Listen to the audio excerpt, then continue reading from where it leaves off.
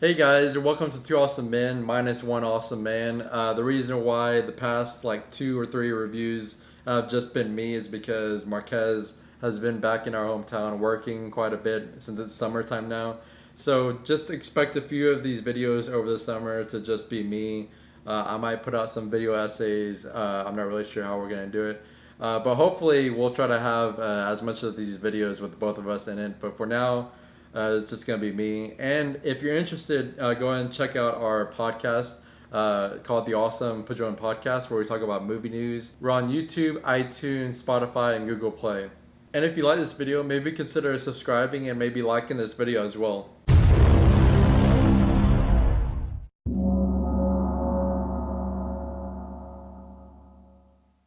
Godzilla King of the Monsters is directed by Michael Dougherty and it stars Kyle Chandler, Vera Farmiga, Millie Bobby Brown, and Ken Watanabe. And it's actually kind of funny because Kyle Chandler actually starred in the King Kong movie, the Peter Jackson King Kong movie in 2005, and now he's on this Godzilla movie, which aren't in the same universe, but it's still kind of fun to think about. Now, this movie is a direct sequel to the 2014 Gareth Edwards Godzilla movie, and it's in the same monster verse as the Kong Skull Island movie that came out in 2017.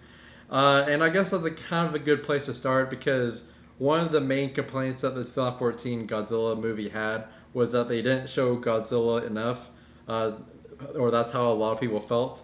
And I can kind of understand those complaints, but I'm not really one of those people who complain that much about that because it did have a nice build up to the end, to the end fight scene. And going into Godzilla King of the Monsters, I had heard from a lot of critics that they kind of went the complete opposite route in this movie and they showed too much of the monsters. But I don't really agree with that because I don't think that they showed too much of the monsters. In fact, I think they showed a pretty perfect amount of the monsters because they still had that same kind of build up to the end fight scene. They didn't show too many fight scenes. Of course, Godzilla has little mini fights here and there, but they weren't even like that big of fights until the very end.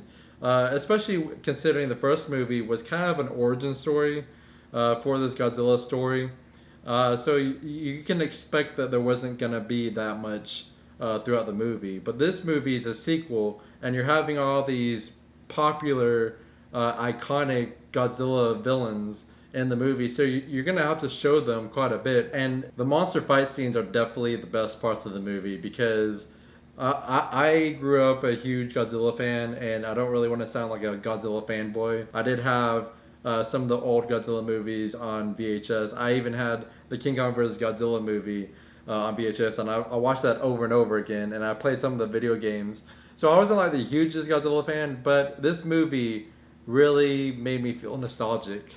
And I'm not going to say that that's the only reason why I kind of liked it so much, because it did have a lot of great visuals and great effects, but just the fight scenes were just so great. Seeing all these monsters on screen with such great special effects was so amazing to see. I will say though that some of the fight scenes they did use a little bit, just a little bit too much close-ups. I would have liked more wide shots on the fight scenes just so you can see all these big creatures fighting each other. But I'm not going to say it really took away that much from the fight scenes, especially when you consider that they were trying to go for kind of like the point of view from the humans on the ground. For a lot of the fight scenes, they try to make it look like you were actually there watching the fight. So I can kind of give a pass for that. And now for the human aspect of this movie. Now, kind of like how I said at the beginning of the video, how a lot of people felt like they didn't show Godzilla enough and they focused too much on the humans. In this movie, they did focus quite a bit on the humans. And I've got to say, I actually didn't mind it as much as a lot of critics I've been seeing did. I will say the bad guys kind of were kind of cartoonish and their plan probably wasn't the best, but at the same time, it in a way it kind of made sense. I mean, it was obviously a completely evil plan, but I mean they gave them a reason at least to have these monsters all be released and have all these monsters come together. Kyle Chandler and Millie Bobby Brown play father and son, and then Vera Farmiga plays her mom. And they kind of have a storyline there. I won't go into specifics, but I felt like it was kind of cliche, but I mean, it was something at least. I mean, the characters, the human characters in this movie were 10 times better than Kong Skull Island. I'm not I'm not saying that that's a big feat to do because the characters in Kong Skull Island were pretty terrible, but I will say they did actually give these characters substance. And I gotta say, towards the end of the movie, I was kind of scared how they were going to resolve the central conflict between Millie Bobby Brown's character and her two parents. That was throughout the movie. I was kind of scared how they were going to resolve that because it seemed like they were going to go in one direction, and I was kind of scared because I wasn't really going to buy that kind of ending.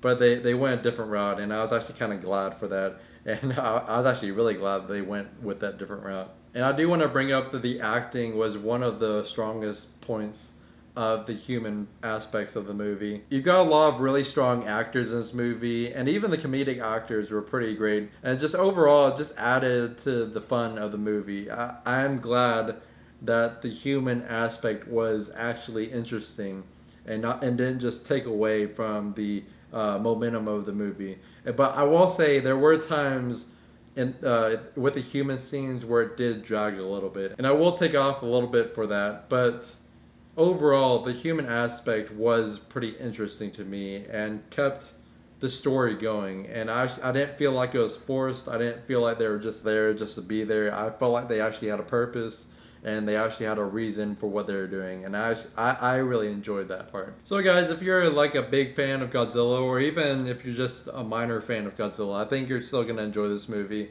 I don't really know what a lot of critics were thinking when they were watching this movie. I mean, I think it has like a 41% Rotten Tomatoes right now. If you're expecting Oscar level writing in a Godzilla movie, I think you're kind of over expecting. I think you're kind of setting yourself up for failure, because a Godzilla movie, you're there just to see giant monsters fight, and you're there to see Godzilla take on a whole bunch of monsters. And that's pretty much what this movie gives you. It gives you fun fight scenes. It gives you decent human characters that have a reason to be there, and just overall, it's a visual spectacle, and I really recommend this movie for anybody. I'm going to say that Godzilla King of the Monsters is 80% awesome.